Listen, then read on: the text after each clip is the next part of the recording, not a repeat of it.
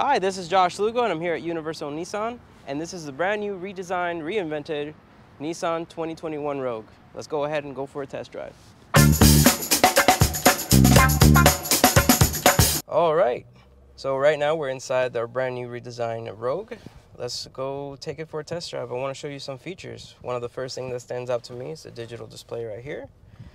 But we'll use our fancy 360 camera right here.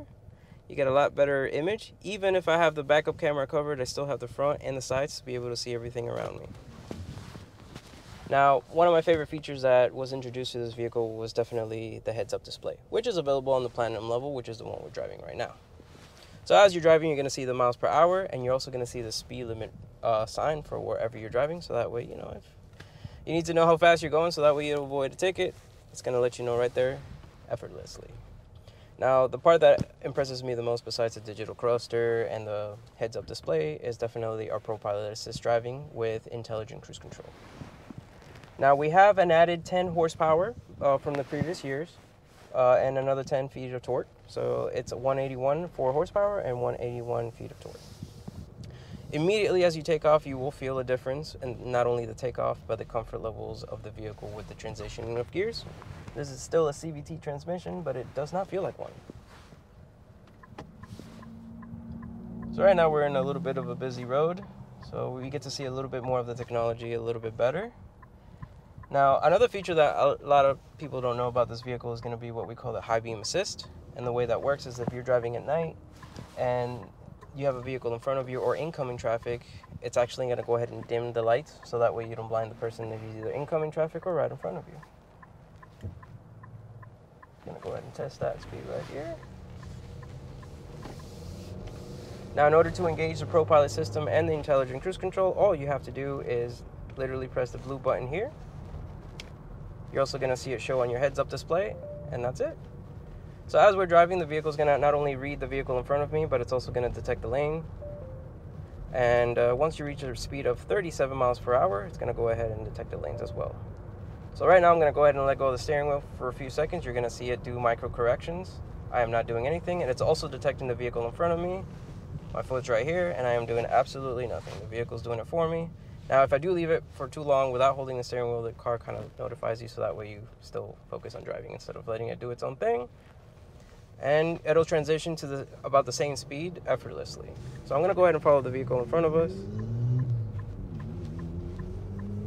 It's going to make a turn. Now, once the vehicle in front of me does turn, the intelligent cruise control portion of the vehicle does disengage, so make sure you hit on the brake. If you're not comfortable with all this technology, you can actually go ahead and disengage everything, but all you have to do is just tap on the brake.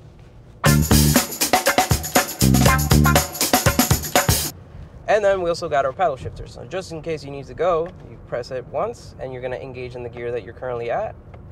Right now, I'm going to fourth, and then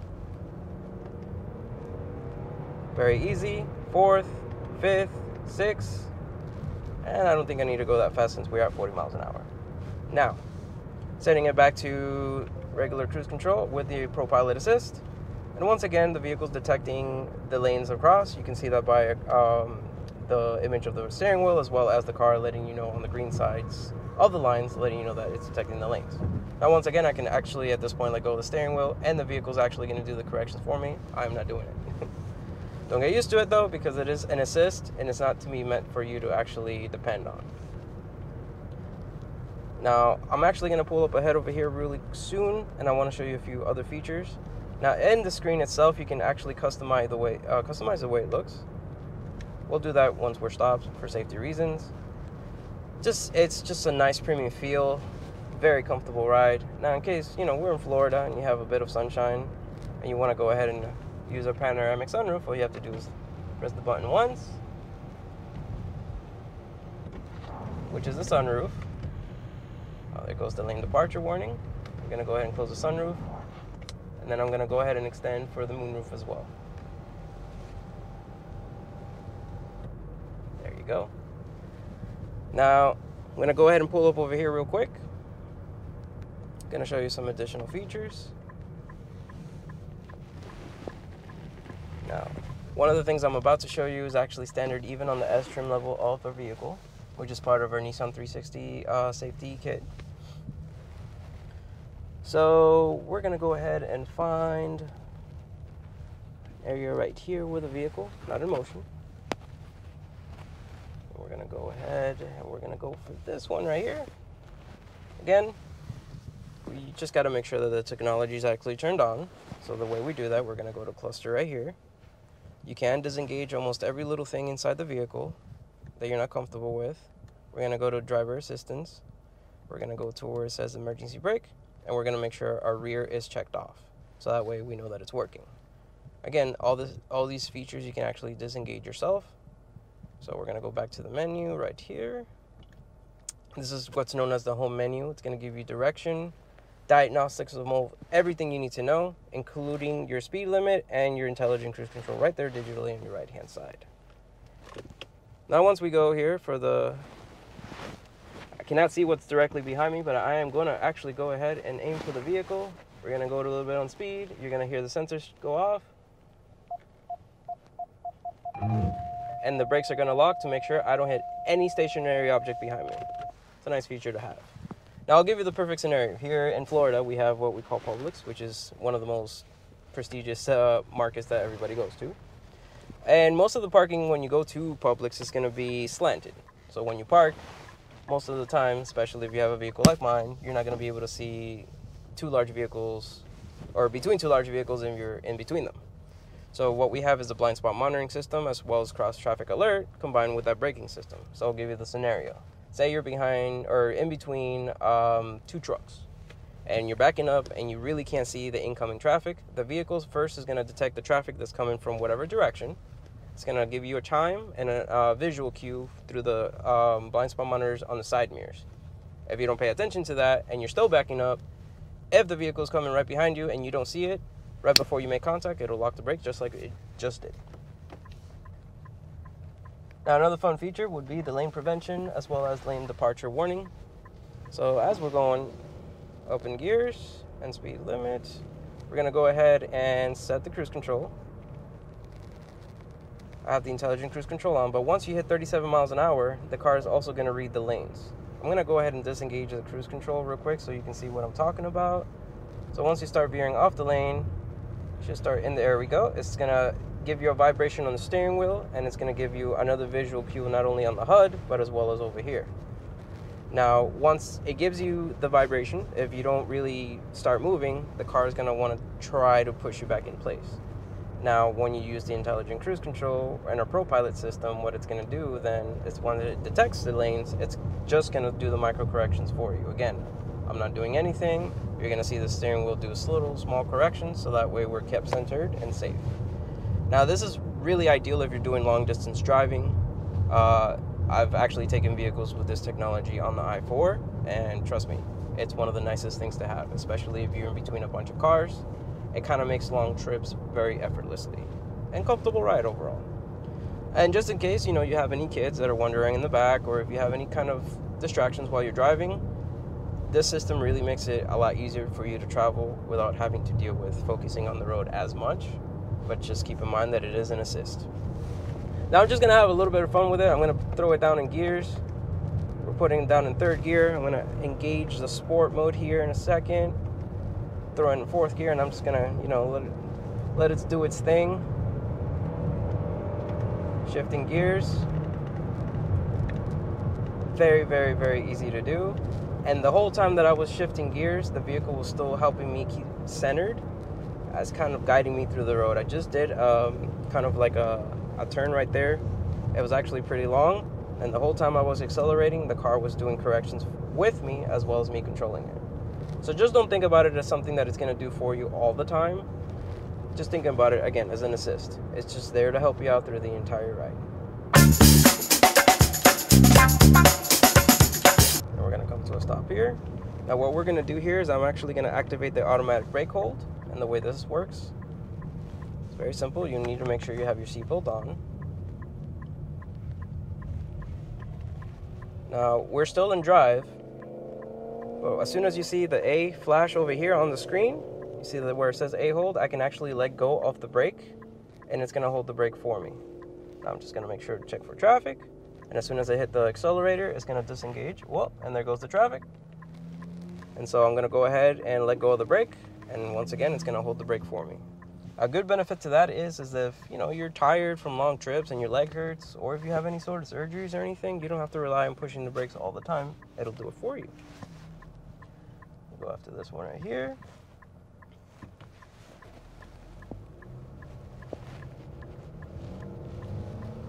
Now right now I have the vehicle in sport mode. You can also change the type of driving that you want to do by simply pressing the knob down here. Right now we're in standard, and now we're in eco.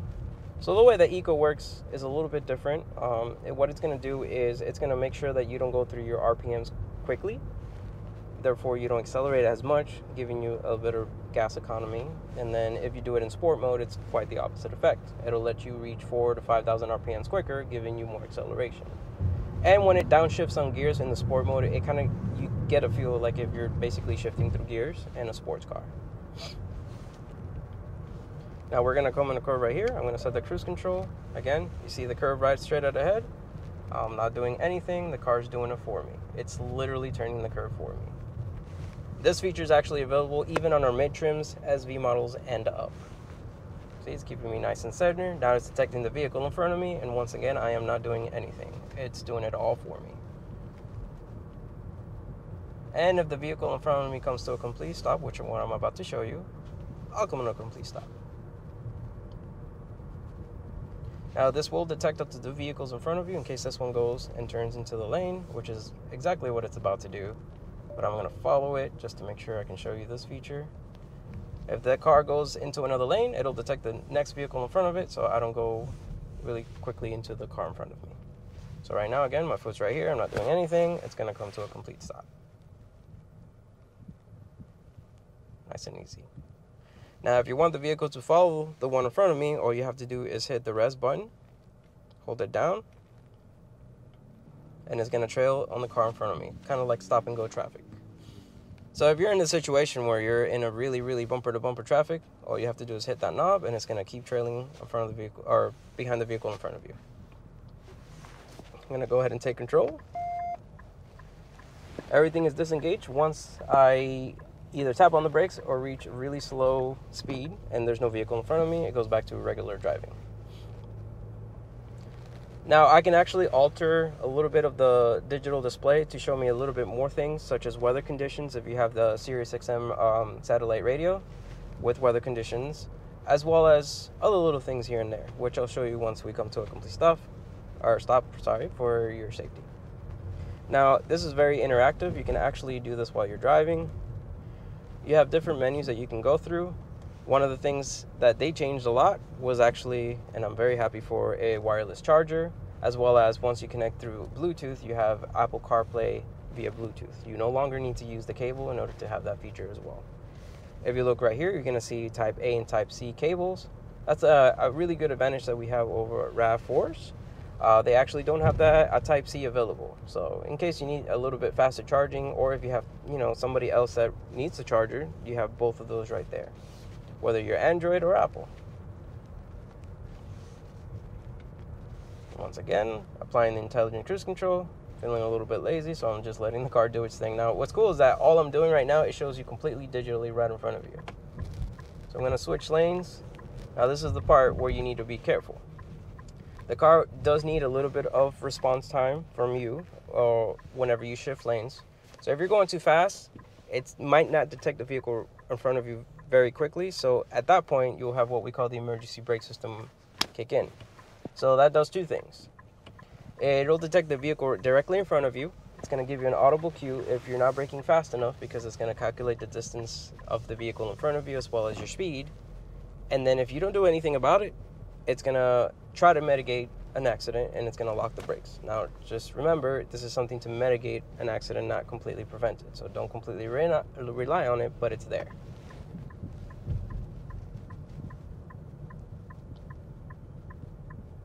There we go.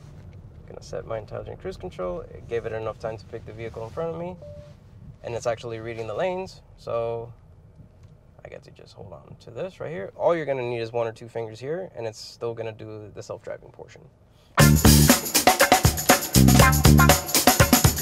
Now you have heated seats available on each side. and as well as an available heated steering wheel. So all you got to do is press the plus button up here, the rest, and it's going to trail behind the car in front of me. I'm going to go ahead and take over since the car in front of me is about to go to the lane.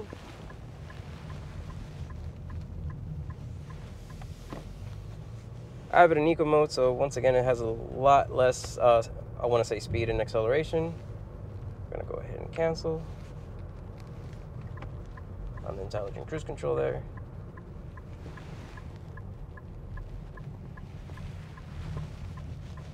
Turn here.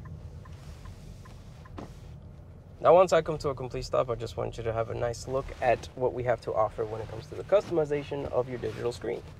A lot of the features you see in this vehicle are actually not even standard on, say, Range Rovers and Mercedes and BMWs. For those type of vehicles, you would definitely need to spend close to anywhere between 80 to 90 grand, and you get to spend a lot less and have those features in the brand new Rogue. Now,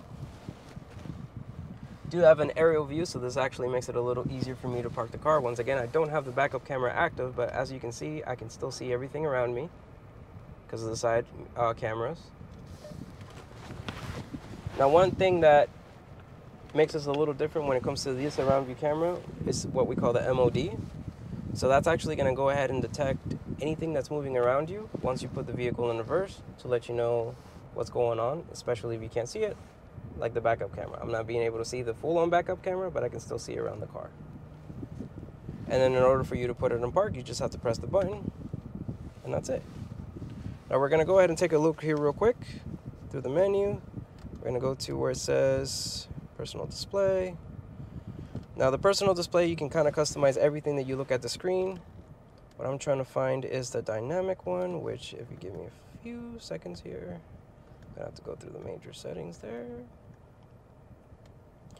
We're going to go to the display. It actually should be in queue position. Just give me 1 second and bear with me here. Change meter view. There we go. Whoop. Now you have a different type of kind of cluster. It's still going to show you all the things that it was showing you before, but in a different format. And again, you can customize what you see and every little thing you see, whether it's the miles per hour, the navigation, the speed limit, right on your screen. The purpose of this is not only style, but also comfort when you drive. It's very practical. You don't have to really focus on anything else around the car, and you can really hone in on just the driving experience. I hope you enjoyed this video, and if you have any further questions, come visit us here at Universal Nissan. I'm Josh Lugo, and I hope you enjoyed the drive.